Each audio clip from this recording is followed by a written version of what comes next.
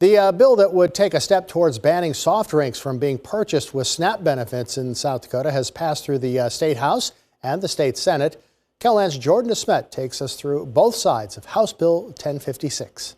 If signed into law, HB 1056 would require the Department of Social Services to submit a federal waiver to the U.S. Department of Agriculture. The waiver would request that pop be excluded from the eligible foods available under the Supplemental Nutrition Assistance Program, or SNAP. The bill has received overwhelming support in both chambers of the South Dakota legislature, as well as the White House.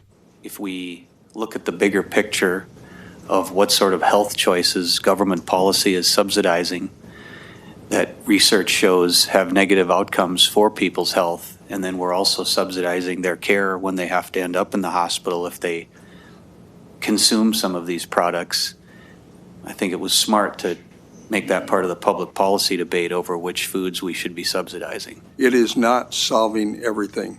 And the people that put the bill together know that it doesn't solve everything. But the people that looked at it and said, this does help. However, the bill has received pushback from Governor Rhoden. He says he doesn't disagree with anything written in the bill, but he thinks this is something the federal government should address. It's almost like we've accepted the dysfunction in D.C. and the people that are running things in D.C.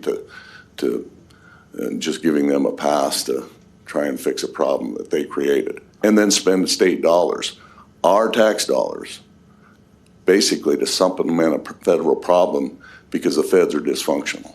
Jim Terwilliger, the commissioner of the Bureau of Finance and Management, also says submitting a federal waiver like the bill would require is complicated. The devil's kind of in the details on all of this. It's not as simple as adopting what another state does, because every state has a different process in terms of taxing these goods and XYZ. Despite his reservations, Rhoden says he has not decided whether he will veto the bill. We'll review it and make a decision. Jordan DeSmet, KELOLAND News.